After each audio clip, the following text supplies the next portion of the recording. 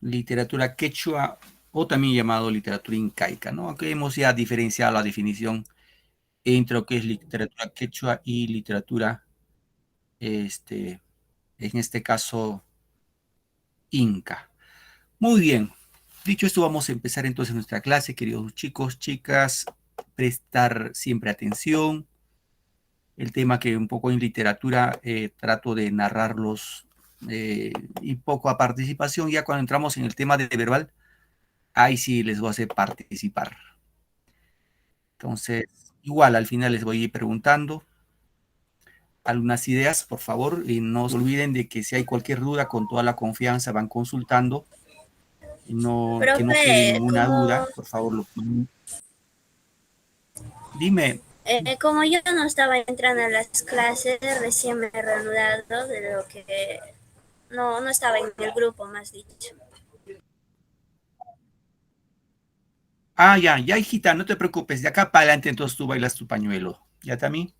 No Ya, hay problema, profesor. hija. Muy bien, chicos. Dicho esto, entonces voy a presentar mi pantalla. Se observa, por favor, la pantalla. Me confirman. Sí, profesor, sí se observa la pantalla. Correcto. Muy bien, voy a poner la pantalla completa eh, para que puedan observarme mucho mejor. Wow, alguien quiere ingresar. Un momentito. Un rato, chicos.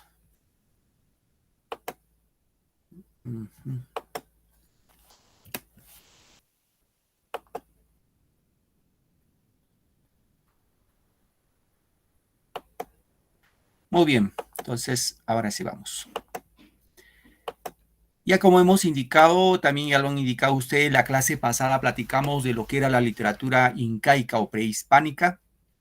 Y en esta secuencia del desarrollo literario vamos a darle, en este caso, continuidad, ¿no? A un tema netamente cronológico, temporal. Entonces vamos a platicar el día de hoy de lo que es ya la literatura de la conquista, ¿no? En todo caso, entendido que la literatura peruana, lo Buenas damos tardes. inicio. Buenas tardes, bienvenido. La literatura peruana damos inicio desde la época del incaica o de la literatura incaica, luego viene la conquista, luego viene la colonia, luego viene la emancipación, luego la etapa republicana, en la que vamos a encontrar ya tres movimientos literarios como el costumbrismo, el romanticismo, el realismo, y así avanzamos con el movimiento colónida, luego hablamos del indigenismo, vanguardismo, bueno, más o menos sería el orden cronológico. Entonces el día de hoy toca platicar de lo que corresponde a la literatura de la conquista, ¿sí? Literatura de la conquista. Ahora, cuando nosotros nos ubicamos en el tiempo cronológico, chicos, a ver, ¿cuándo, bueno, en qué año nos conquistaron los españoles? A ver, eso ya platicamos la clase 1532. pasada. Muy bien, 1532. muy bien, excelente, 1532. Es decir, en 1532 los españoles nos van a conquistar, ¿sí? Ya sabemos en este caso, los españoles toman como prisionero a Atahualpa en Cajamarca y luego lo enjuician y luego después sentenciado a pena de muerte, ya por los cargos que seguramente conocemos, como por ejemplo haber matado a su hermano, etcétera, etcétera, ¿no? Pero el fondo del asunto era que los señores querían oro y plata. Lo demás no les interesaba. Esa era su prioridad, el oro y la plata. Entonces, la conquista se inicia de 1532 hasta 1542. Es decir, duró 10 años. Esta época de la literatura duró 10 años. En 10 años nos conquistaron. Ahora, un poco para definir bien esto, también hay que definir, claro, la estructura de la literatura se llama literatura de la conquista. Les pregunto, chicos, chicas, ¿los españoles nos conquistaron o nos invadieron? ¿Cuál sería lo correcto? ¿Sería la Invadieron, literatura de la profesor. conquista o literatura de la invasión? Ya, y nos dice nuestra compañera que nos invadieron. ¿Qué dicen los demás? ¿Nos conquistaron o nos invadieron? Nos Nos conquistaron, profesor. conquistaron, profesor. Ya, bien, vamos a definir bien Claro, esto, ¿ya? profe. Claro. Usted me va a decir, profe, Correcto, entonces, correcto, nos conquistaron. ya, veamos ahora. Vamos a ver por qué conquista y por qué invadieron. A ver, chicos, cuando los españoles llegaron al Tahuantinsuyo, al Imperio Incaico, estos españoles, aunque no queramos aceptarlo o asimilarlo, los españoles nos invadieron. Nos invadieron. ¿Por qué? ¿Por qué, profe, nos invadieron? Porque los españoles al llegar al Tahuantinsuyo nos impusieron, ¿qué cosa? Dos cosas sobre todo. Nos impusieron su idioma y nos impusieron su religión. En la época de la conquista y luego de la colonia, era prohibido hablar en quechua delante de los españoles, era prohibido. Entonces, siempre a través de la historia de la humanidad, cuando una cultura, un país ha conquistado a otra, siempre ha impuesto esas dos cosas, su idioma y su religión. En este caso, los españoles nos impusieron su idioma, en este caso el castellano, y la religión, ya sabemos, la religión católica o cristiana, como queremos llamarlo. Ahora, ¿por qué no fue conquista? En una conquista es acuerdo de ambas partes. ¿Estamos? Es como si, por ejemplo, un chico conquista a una chica, ¿no? Juanito conquista a Rosa. Entonces, Juanito, cuando le declara su amor a Rosa, le dice: mira, Rosita, yo estoy enamorada de ti, mira, que Dios es mi corazón cuando te veo late, eres mi mundo, te bajo las estrellas, etcétera, etcétera. Y Rosita le dice: sí, yo también te amo, etcétera, ¿no? Pero la chica le va a dar condiciones. Mira, ve, yo contigo vamos enamorados, pero, le dice, ¿no? Por ejemplo, no quiero salir más de las 7 de la noche. O sea, las 7 de la noche debo estar en mi casa. ¿Estás de acuerdo? Ya, sí estoy de acuerdo. Luego, otro ejemplo, ¿no? No quiero que me lleves a ver por lugares oscuros. No quiero que me lleves. Muy bien, acuerdo. Sí, la conquista es acuerdo de ambas partes. Pero los españoles no vinieron al Perú, al Tahuantinsuyo, y no hubo pues ese acuerdo. Entonces, serán, profe, entonces es literatura de la invasión. Claro, digámoslo así, sería literatura de la invasión. Entonces, ustedes me pueden refutar, ¿no? Profe, entonces, ¿por qué usted pone literatura de la conquista y por qué no lo ha puesto literatura de la invasión? Es que tenemos que someternos a lo que dice, pues, digamos, el conocimiento oficial, ¿no? Lo que es oficial. O sea, si yo enseño de otra manera, a ustedes de alguna manera van a entenderlo de otro ángulo y luego van a tener problemas, ¿no? Entonces, eso sería lo preciso, chicos. Siempre algunas precisiones, en este caso lingüísticas, porque una cosa es conquista y otra cosa es invasión, ¿no? Entonces los españoles, no, más que conquistarnos, nos invadieron, nos impusieron su idioma, nos impusieron su religión y todas las costumbres, incluidos sus enfermedades que nos trajeron los españoles. Chicos, muy bien. Dicho esto, vamos ahora sí con las precisiones, ¿ya? Voy a agrandar. Igual si hay cualquier duda, me van consultando. Bien. Reitero, queridos alumnos, esta literatura empieza o se inicia en 1532. ¿Ya, chicos? Y finaliza en 1542, es decir, una duración de 10 años. En estos 10 años, los españoles digámoslo así, entre comillas, nos conquistaron, ¿no? En este contexto dice que se dio la llamada literatura de la conquista. Fue pues el de la invasión o penetración española a nuestro antiguo Perú, ¿no? Aproximadamente posterior a la muerte de Huayna Cápac y el reinado de Huáscar y Atahualpa. Estos invasores llegaron aquí con sed de riqueza, sobre todo esto, ¿no? Sed de riqueza. Traían inicialmente una cultura vulgar, ¿no? Los españoles traían una cultura vulgar. Dirán, profe, ¿por qué vulgar? Porque cuando los conquistadores, en este caso Pizarro, cuando fue a entrevistarse con los reyes de España, etcétera, ellos propusieron, ¿no? Hombres, provisiones, y en España se divulgó de que, pues, por encargo del rey, tenían que asistir a digámoslo así, a las cárceles y preguntarles, ¿quieren ser libres? Obviamente el que está encarcelado dice, pues, ¿quién no? Sí queremos ser libres. Muy bien, van a ser libres a condición de que ustedes conquisten nuevas tierras. Y entonces muchos de esos presos salieron en libertad y se vinieron para estas tierras, ¿no?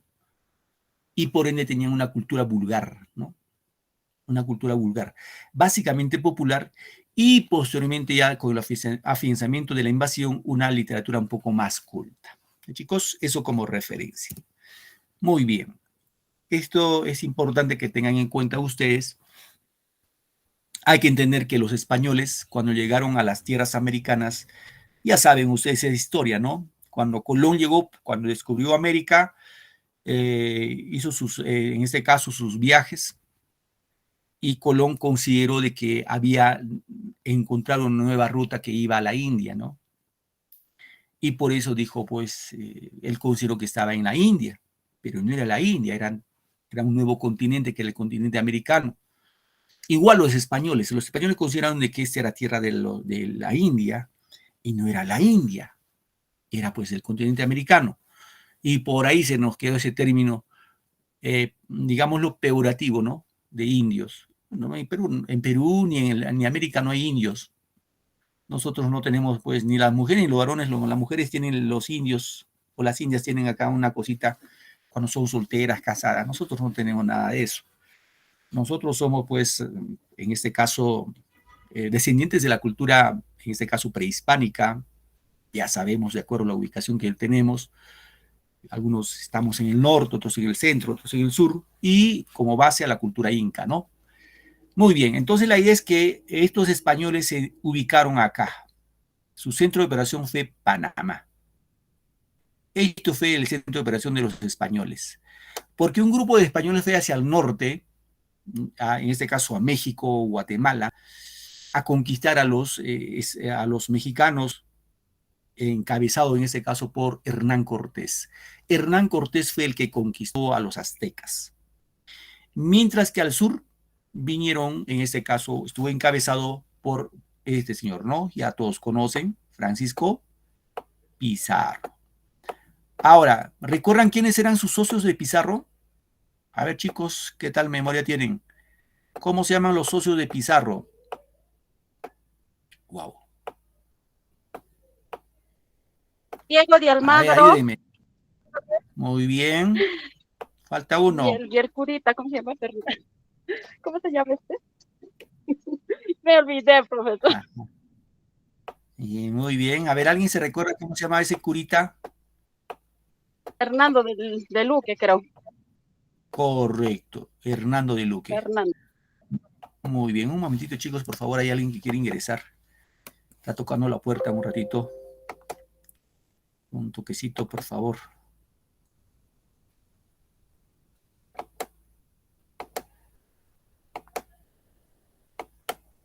Muy bien. Disculpen, chicos. Continuamos entonces. Correcto. Muy bien, gracias por su participación. Ahí me están escribiendo en el chat también, los voy viendo. Así es, los socios de la conquista fueron básicamente tres, ¿no? El que encabezó fue Francisco Pizarro, estuvo luego con el cieguito, porque fue ciego, Almagro, Diego de Almagro, y el curita Hernando de Luque, ¿no? Esos tres socios de la conquista son los que pues enrumbaron hacia el sur. Ahora, ¿por qué hacia el sur? Porque se dice que las embarcaciones que iban de acá del sur, ¿no? Iban llevando, con sus balsas, iban llevando pues productos para intercambiar, ¿no? Con estos puertos que habían acá hasta Panamá. Entonces, los españoles escucharon que había un país muy rico en oro y plata y que ese país se encontraba en el sur de Panamá. ¿Estamos? Entonces, pues para eso, estos tres socios se organizaron y pues hicieron su expedición con dirección hacia el sur, ¿no? Bien, vamos acá. ¿Qué pasó acá, chicos? Pasa que, recuerden ustedes que Pizarro también hizo varios viajes, ¿no? Para estas tierras, para Sudamérica, hizo varios viajes, 4 viajes. En uno de los viajes, Pizarro se dice que salió de acá de Panamá y llegó a lo que se llama la Isla del Gallo. Acá está la Isla del Gallo. Profe, ¿qué pasó en la Isla del Gallo? Se dice que Pizarro vino con sus hombres, más o menos eran algo de 180 hombres, y estos hombres habían salido, Pizarro y estos hombres habían salido sin la autorización del gobernador de Panamá. Es decir, en Panamá quien dirigía a los españoles, el que era el jefe de los españoles era un gobernador, Pedro de los Ríos. Y Pizarro, este señor bandido, se vino hacia el sur sin autorización del gobernador. Entonces, enterado el gobernador, ¿qué hizo? Enterado de que Pizarro había salido sin su autorización, mandó un encomendero, o sea, un comendador. ¿Para qué? Para que dé alcance a Pizarro y lo haga regresar a Panamá. Entonces ese encomendador vino, pues viajó a su atrás de Pizarro y le dio alcance acá en esta Isla del Gallo. Chicos, ¿y qué pasó, profe, ahí en la Isla del Gallo? Ahí pasó lo siguiente. Pasó de que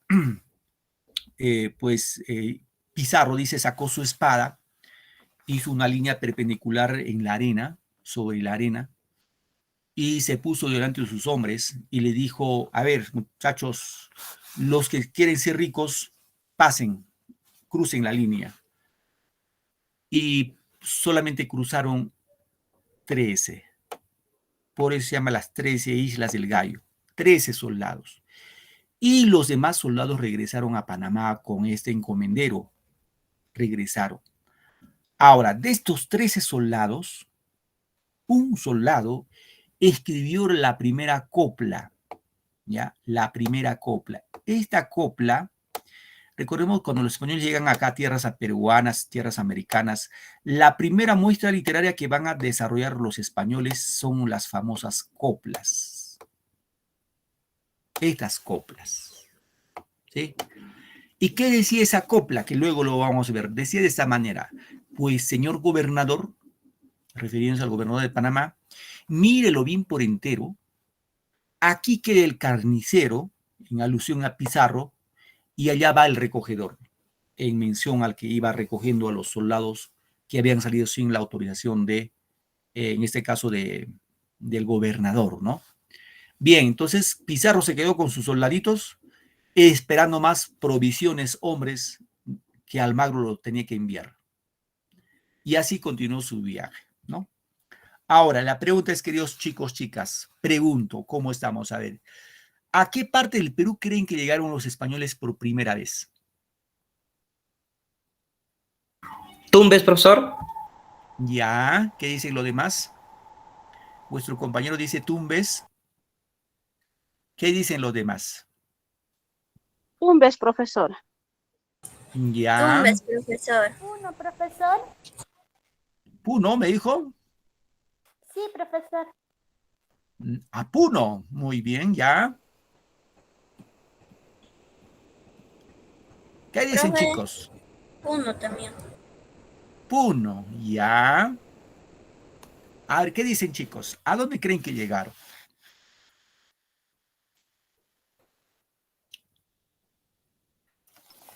Buenas tardes, profesor. Disculpen la demora. No te preocupes, hijita. ¿A dónde creen que llegaron los españoles por primera vez a nuestro Perú? ¿A qué parte del Perú crees?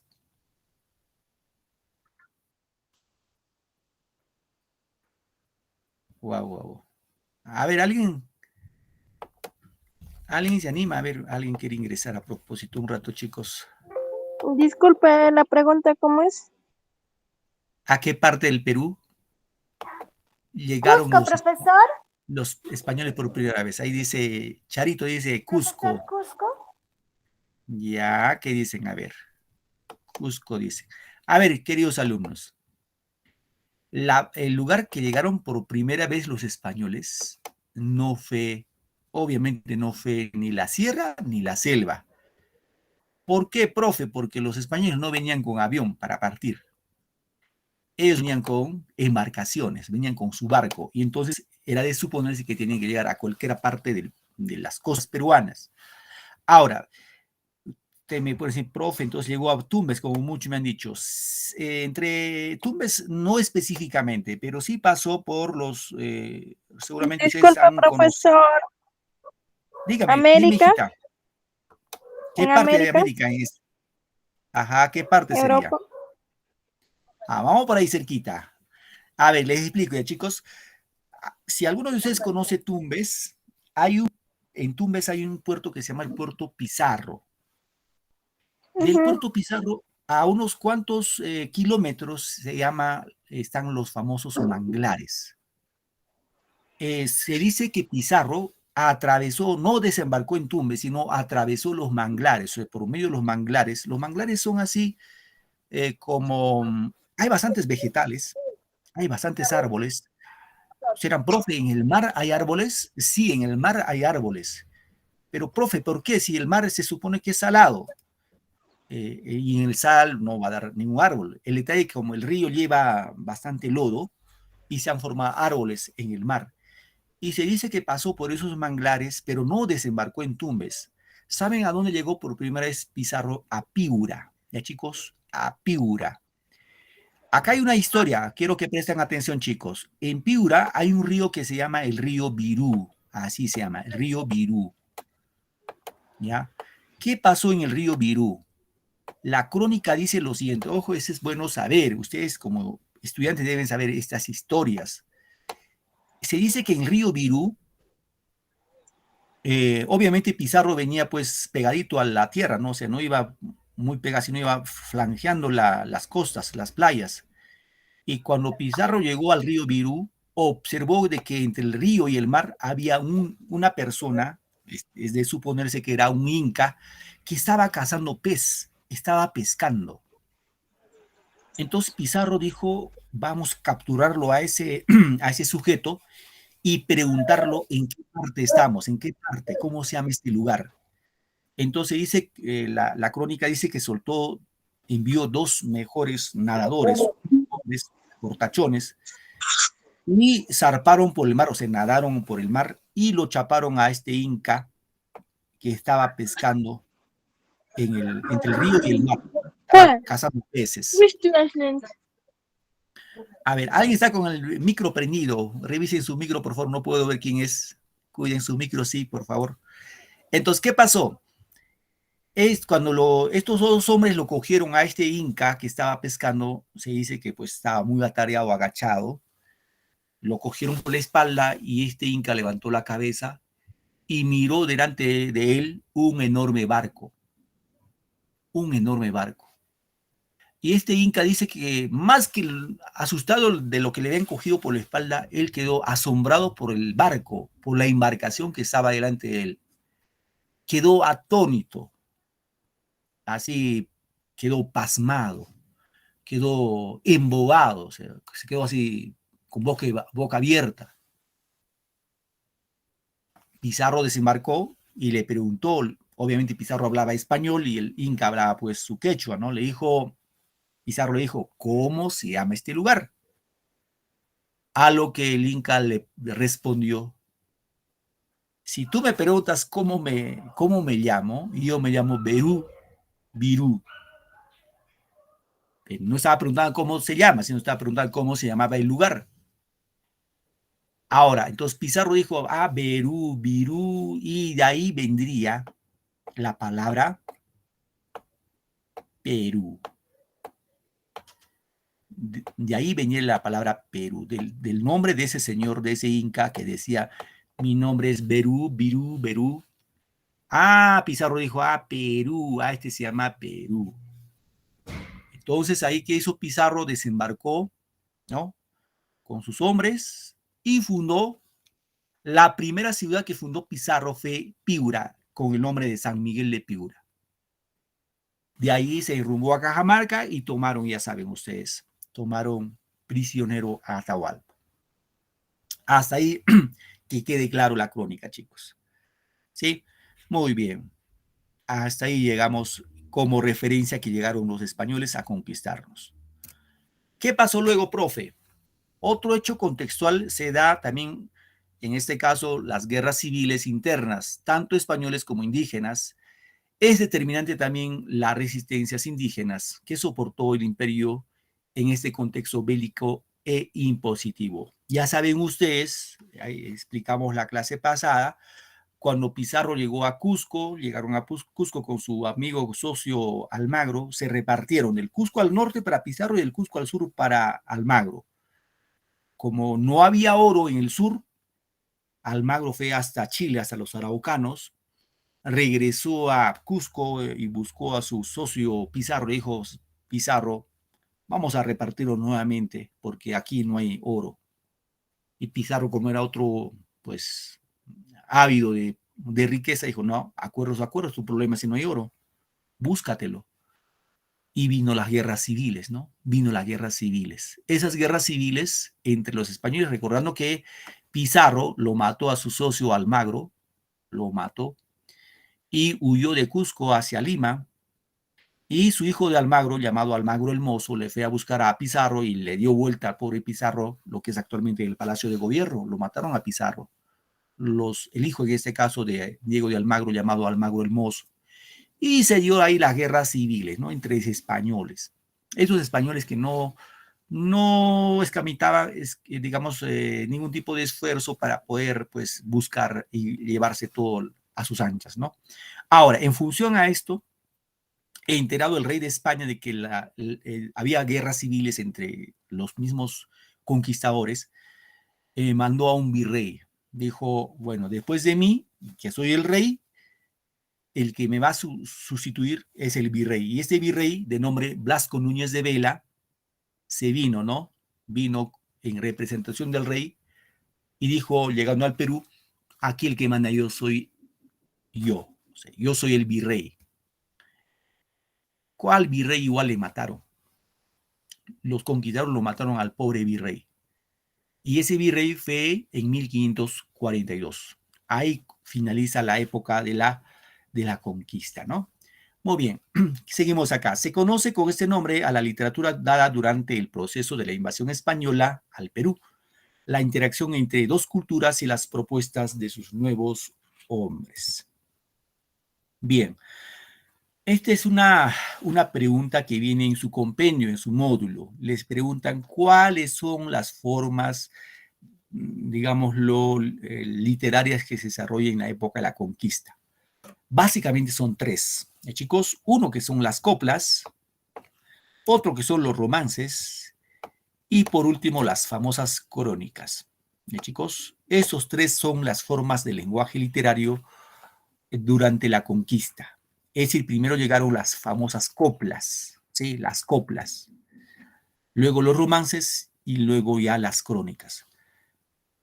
A ver, ¿qué son las coplas? Son composiciones, dice, de 4 versos que pueden tener rima y métrica diferente.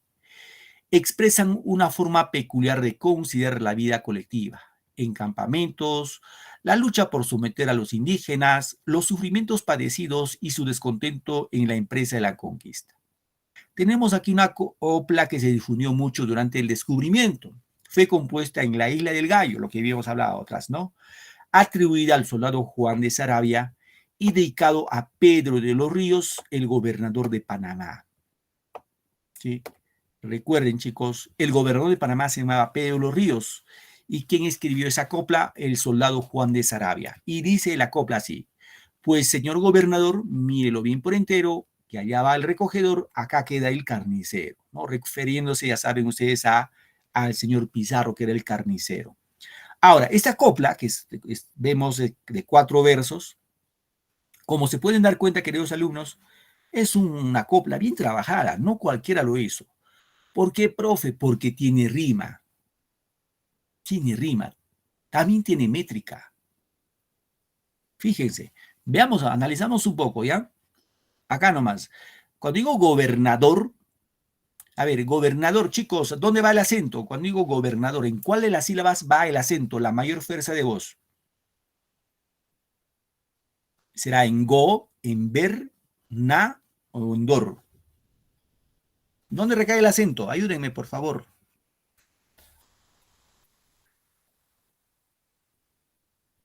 Hola, ¿me están escuchando? En la O, profesor. En la sílaba go, en la ver, en na o en dor. Cuando digo gobernador, Dor, ¿Cuál suena más? Dígame. Dor, profesor. Muy bien, Dor, claro que profesor, dor. dor. profe. Correcto, gobernador, ¿no? Muy bien. A ver, la palabra entero, ¿dónde va el acento? Entero. ¿En cuáles las sílabas? Ro, profesor. En ro, ¿qué dicen los demás? En T, profesor. Entero. En T, profe. En T, claro, entero. Entero. Si pongo en ro, dirá entero. No es el correcto, ¿no? Recogedor, ¿dónde va el acento? Recogedor. Endor, profesor. Endor, profesor. Muy bien, endor. Carnicero, ¿dónde va el acento? En ni. Claro. En car, en ni, en se o en ro. A ver, escuchen la palabra carnicero. C, profesor. No. En car, C, profe. profesor. ¿Y C, profe? En se, Sí. en se, claro. Carnicero. Si fuera en ro, diría carnicero. Señor carnicero, véndame 1 kilo de res, no puede decir. Si fuera en ni, diría carnícero. No decimos carnícero. Si fuera en car, diría carnicero. Si no es carnicero. Fíjense el acento, ¿dónde va? La mayor fuerza de voz. Ahora, observen muchachos acá. Fíjense, ¿ah? El primer verso termina en or, fíjense, en or. El tercer verso también en or. El segundo verso termina en ero, fíjense, en ero. Oh, wow, se me fue por ahí. Y el cuarto verso también termina en ero. Entonces, como pueden ver, acá hay rima. Hay rima. Or, ero, ero. Hay rima. Entonces, el que escribió este poema, esta copla, era pues culto, ¿no? Porque una persona, vamos a imaginar, que no conozca de rima, pues no lo va a hacer esto. Ahora, tiene métrica también, tiene métrica, fíjense, pues cuando digo acá, ¿cuántas sílabas tiene el primer verso? Pues 1, 2, 3 sílabas, 4, 5, 6, 7 sílabas tiene el primero, por ejemplo, ¿ya? Acá, 1, 2, 3, 4, 5, 6, 7, 8 tiene el segundo verso. Wow, 8 versos. El tercero, 1, 2, 3, 4, 5, 6, 7, 8, 9 tiene el 9 versos. Y el último, 1, 2, 3, 4, 5, 6, 7, 8, 9, 10. Va subiendo, ¿no? Va subiendo. Profe, acá, ¿qué podemos aplicar? Podemos aplicar licencias poéticas. Por ejemplo, este es vocal y este es vocal. Juntamos una sola sílaba, llamado sinalefa. Este vocal y este vocal lo juntamos sinalefa. Lo podemos bajar a 8 sílabas. Acá 8. Igual acá podemos bajar 1. De acá, termina en vocal y empieza en vocal, una sola sílaba. Este 9 bajaría a 8. Este 8 lo mantenemos. Y acá podemos formar una figura que se llama, una licencia pues, que se llama diéresis. Este pues, que es una sola sílaba, podemos poner los 2 puntos acá, los 2 puntos y separarlo en 2 sílabas. Y de lo que 7 subaría a 8, por ejemplo. Entonces, digámoslo, poeta Juan de Sarabia, soldado también era culto. Y chicos, muy bien, continuamos. A esta se considera una de las primeras composiciones escritas en castellano en América. Esta copla que hemos leído, chicos, es una de las primeras coplas que se escribió en tierras americanas con la llegada de los españoles. Muy bien, vamos ahora con los romances. Son composiciones líricos-narrativos, surgieron en el siglo XIII en España, inspirado, dicen, en los cantares de gesta. Sus versos son octasílabos, cuando son octasílabos de 8 sílabas, ¿no? El descubrimiento, la conquista y las expediciones inspiraron muchos romances de carácter popular. Por supuesto que también el amor fue un tema importante en este tipo de composiciones. Y por último, las crónicas. Son escritos en prosa, su objetivo principal es informar, ¿no?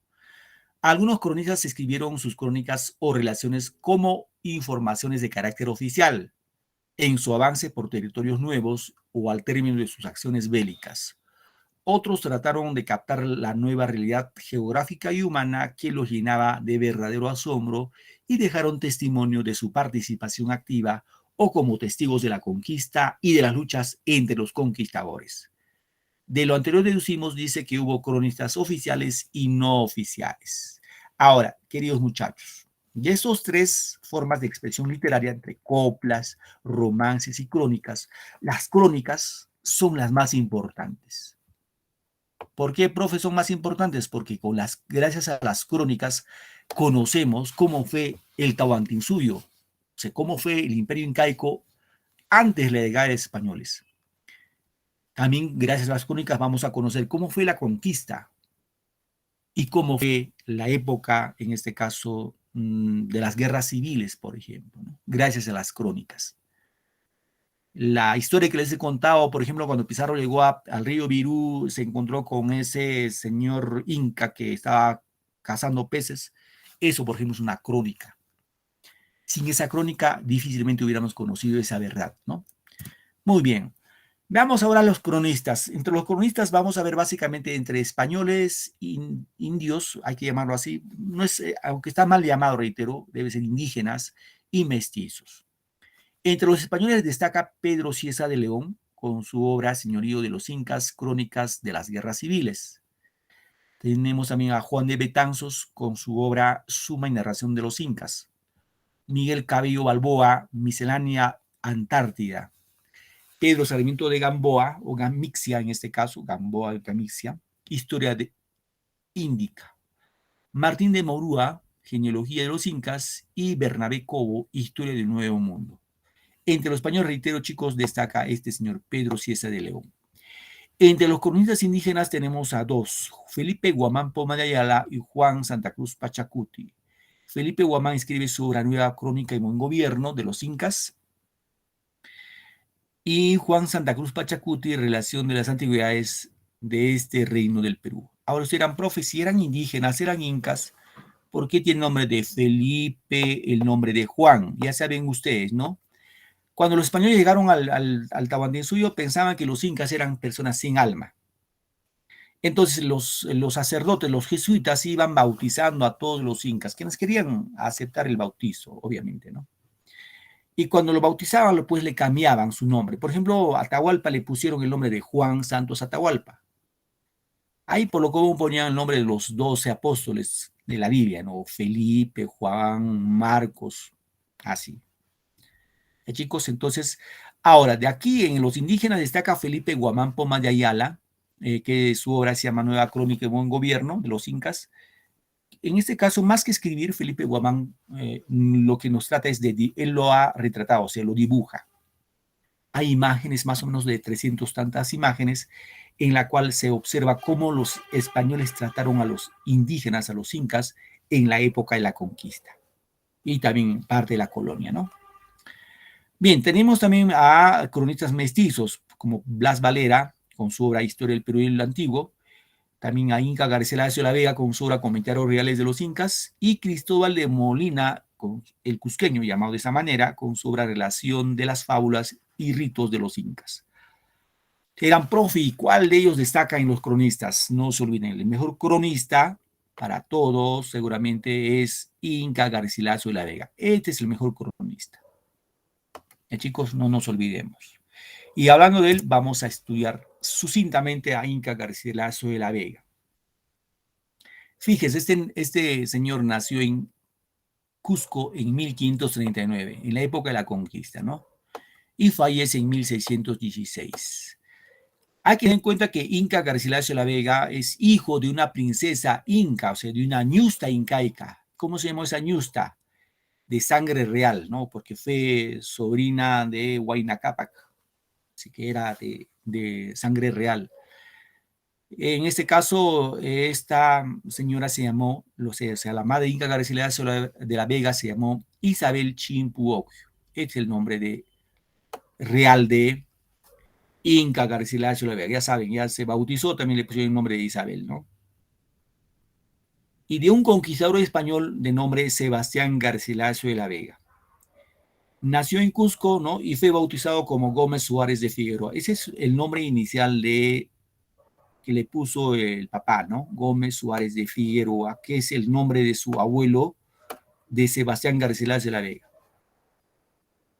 Pero ya con el tiempo, Gómez Suárez de Figueroa se cambia su nombre y se pone el Inca Garcilaso de la Vega, en memoria de obviamente de su padre, y cuando pone Inca, en memoria de su madre, ¿no?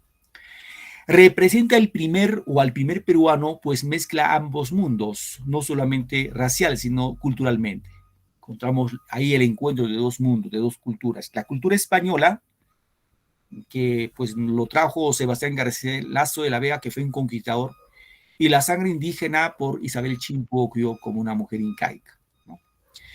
Ahora, viajó a los 20 años a España y pasó el resto de su vida ahí. Usted era profe, o sea, se quedó solamente acá en el Perú hasta los 20 años, sí. Y se fue a España. Ahora, estando acá en el Perú, en el Cusco, sustancialmente, pues tuvo una buena educación, estudió en un colegio de los nobles indios, ¿no? Del Cusco. Y también tuvo como profesores, como preceptores, a generales incaicos. Chauca Rimachi, Juan Pechuta, estos incas, que eran generales incas, lo instruyeron, ahí le contaron cómo fue el Tahuantinsuyo, antes de la llegada de los españoles. Chicos, ahora, cuando se fue a España, a los 20 años se fue a España, él fue a reclamar la herencia de su papá, o sea, la herencia de Sebastián Garcilaso de la Vega.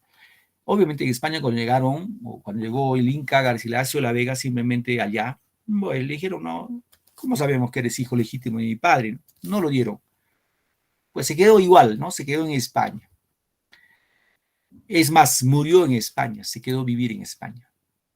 Es más, Inca Garcilaso de la Vega estuvo de acuerdo con la conquista española. Él estuvo de acuerdo, nunca estuvo en contra, él estuvo de acuerdo. Eso hay que tenerlo claro, ¿ya, chicos?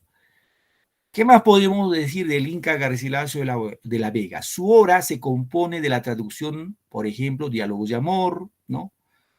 De León Hebreo, Genealogía de García Pérez de Vargas, La Florida del Inca, y las dos partes de los Comentarios Reales. Esta es la obra más importante del Inca Garcilaso de la Vega, los Comentarios Reales, ¿no?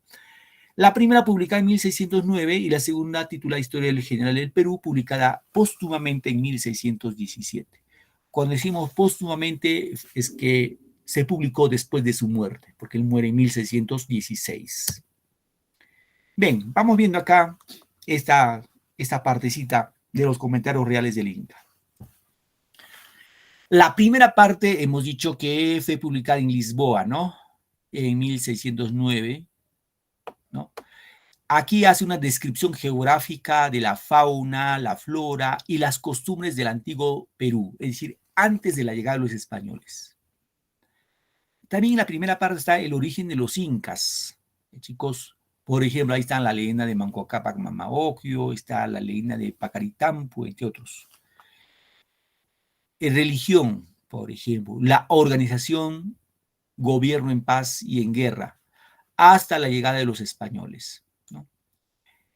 Elegir a los cronistas y proyecta su personalidad como autor competente, manifestando su dominio del quechua y su doble origen inca y español. En este caso, ahí se ve esa combinación entre lo español, por su sangre, y lo incaico, ¿no? A ver, un momentito, por favor, alguien se acordó que hay clases. Muy bien, continuamos entonces. Un momentito, chicos. Continuamos. A ver, ¿qué más podemos decir de esta partecita? Estamos en los comentarios reales del Inca.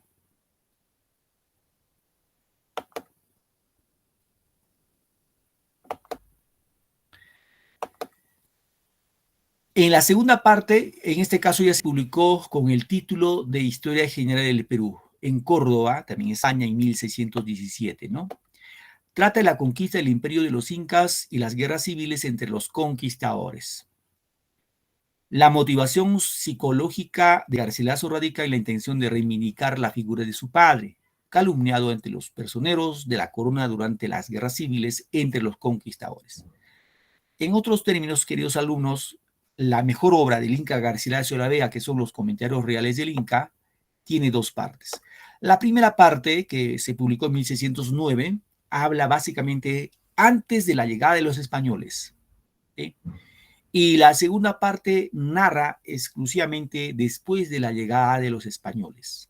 ¿Sí? Después de la llegada de los españoles. ¿Sí, chicos? Eso que quede claro. A ver, profe, una crónica antes de la llegada de los españoles, ¿ya? De la primera parte. A ver, pregunto, ¿ustedes saben, por curiosidad o por información que tienen, cómo en este caso, los incas, las mujeres incas daban a luz? ¿Saben ustedes alguna idea? ¿Cómo daban luz las mujeres incas? ¿Había hospitales? ¿Había parteras? ¿Cómo daban luz? A ver, ¿alguna idea? Natural, profesor. Ya, natural nos dicen. Profesor. Dígame. Dime, hija. Te escucho. En sus casos, profe. En forma natural decían. Dime, Charito. En sus casas, profesor. En sus casas, Naturalmente. dice. Muy bien, ya. Naturalmente en sus casos, porque, ¿Qué dicen los demás? profe, disculpe, Profesor también, con ayuda de su familia, también daban a luz. Ya. profesor, disculpe, daban naturalmente en Dime, sus hijo, te casas escucho. porque en esa época no había hospital nada, sino que ellos tenían la costumbre de dar luz en sus casas nomás, como lo hacen Ajá, muy hasta bien. que parezca hospitales y esas cosas modernizadas que vemos hoy en día. Ya, muy bien, gracias. Excelente. Buenas, sus aportaciones son válidas, chicos, son válidas. Por cuestiones lógicas son válidas. Eso es, ahí está su participación de ustedes. Ahora sí Profesor, les voy una a contar. consulta. Dígame, hijo, dígame. Cuando daban a luz en esos tiempos, ¿también utilizaban las parteras? Como ahora, claro, Ahora, utilizan obstetricia y eso. eso les voy a contar, ¿ya? Les voy a contar cómo daban las mujeres luz en esa época. En la época de los incas, ¿ah? Se dice que la mujer inca, cuando tenía dolores de parto, no se quedaba en su casa. Lo que hacía era coger sus pañales, su cuchillo de hueso, y se iba a la fuente de un río, sola, sin esposo, nada, sin compañía de nadie. ¿Por qué, profe? Porque las mujeres incas eran muy pudorosas, cuidaban mucho su pudor, se avergonzaban. Así que estas mujeres se iban, reitero, con sus pañales, su cuchillo de hueso, y se iba a la fuente de un río. En la fuente del río daba luz. Ahí daba luz. Se dice que la mujer daba luz en el río, luego lo bañaba a su criatura con agua. Es de suponerse, pues en la sierra, por ejemplo, el agua es frío, hace frío. Lo bañaba con agua frío, menos, dice, su huma. ¿Cuál es su huma? A ver, chicos, ¿cuál es su huma de ustedes? Su A ver, cabeza, ayúdenme. profesor. Tu cabeza. Cabeza, profe. Claro, la Cabeza. cabeza. El huma. Cabeza, Muy bien. profesor. ¿Recuerdan ustedes, chicos, los bebés acá tienen en la frente algo, cuando lo coges blandito, parece algodoncito? Esa Sí. parte no lo tenía que mojar. Eso sí era prohibido. No lo mojaba para nada. Pero el resto del cuerpo lo bañaba con agua fría y lo envolvía. Y envuelto ya regresaba a su casa. Ese era así como daban luz las mujeres incas. Esa era su costumbre. Profe, ¿quién dice eso? Lo dice Inca Garcilaso de la Vega. Él lo dice. ¿Por qué, profe? Porque él, chicos, ya saben, lo enseñaron sus profesores, dos generales incas, y ahí aprendió que así daban luz las mujeres incas. Ahora, una vez que ya llegaban a su casa, ese niño empezaba a crecer, y la madre dice le lactaba más o menos, ojo, hasta el momento que ese niño ya podía sostenerse. Cuando el niño sabía sostenerse, o sea, más o menos ahí entre regañadientes, la madre daba luz sobre una banca, es decir, ponía una banca, la madre se sentaba y sacaba su pecho, y el niño tenía que lactar parado. El niño tenía que lactar parado. Entonces el niño lactaba ahí parado, pues se caía, se cansaba, etcétera, pero luchaba para alimentarse. Y con esa forma de lactar, la madre le estaba educando de que el tema de comer, porque lactar, tema de comer, tenía que, el niño desde pequeño tenía que esforzarse. Tenía que esforzarse. No como ahora en nuestros tiempos, ¿no? Ustedes pueden ver ahora en los tiempos los niños de, pues, cuando viajas en el carro, en la casa, vas de visita, encuentras ahí a los hijos de 2, 3 años, lo tienen ahí el cargadito de 2 ahí como reyes, lactándole. Y pues el niño que, gracias, estoy plácido lactando. Y lo mal acostumbramos, chicos, a los niños a la pereza. Y pensamos que el tema de comer es pues así cosas fáciles, ¿no? Los incas eran muy sabios en esa parte, eran muy sabios y educaban de esa manera a sus hijos, ¿no? ¿Se dejó entender, ¿no, chicos? ¿Está claro? Sí, profesor, correcto. Está bien interesante. Sí, sí, muy interesante como hay muchas cosas que nosotros, lamentablemente, por la influencia española, hemos perdido, ya no, o sea, ya nos hemos olvidado, ¿no? Pero esa era la forma como, por ejemplo, ellos educaban a sus hijos. Otra crónica, ya eso es después de la llegada de los españoles, ya la encontramos en la segunda parte, por ejemplo, ¿ustedes sabían que Pizarro no sabía leer ni escribir? ¿Sabían o no sabían? Sí, profesor. Sí, profesor. Era un analfabeto, ¿no? Era, de acuerdo a la crónica, nos dice que era analfabeto. ¿Por qué era analfabeto? ¿Saben por qué, muchachos? A ver, les cuento la crónica. ¿Qué dice la crónica? Se dice que cuando Atahualpa estuvo prisionero, siempre había un soldado que le cuidaba, ¿no? Día y noche le cuidaba. Ahora, Atahualpa pensó de que el tema de leer y escribir, escuchen bien, chicos, el tema de leer y escribir era cuestión divina, o sea, era cuestión de Dios.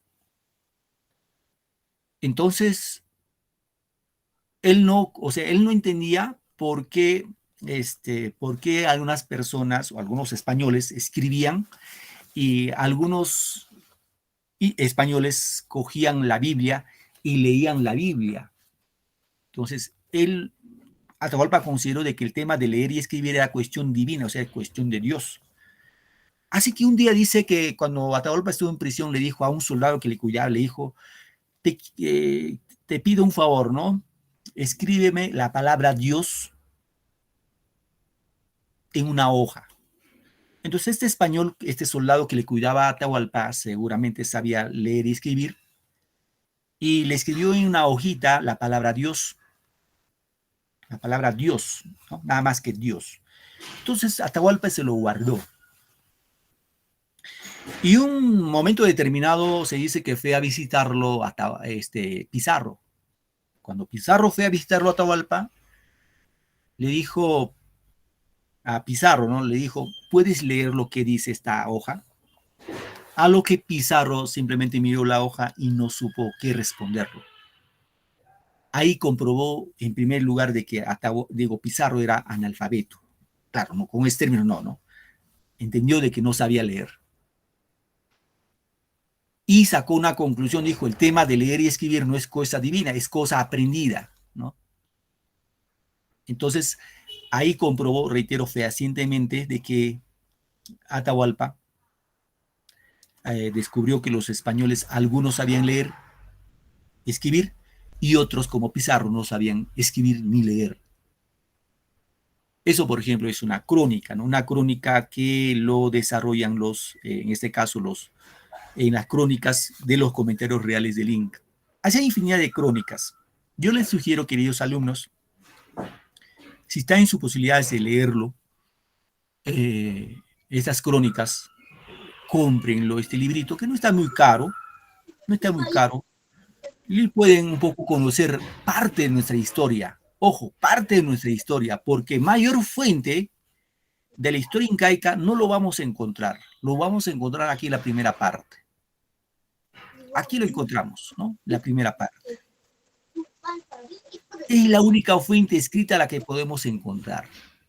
De ahí en adelante solamente son, digámoslo, conjeturas, así que han hecho estudios que posiblemente, o sea, son, en otros términos, son hipótesis, ¿no? Son hipótesis.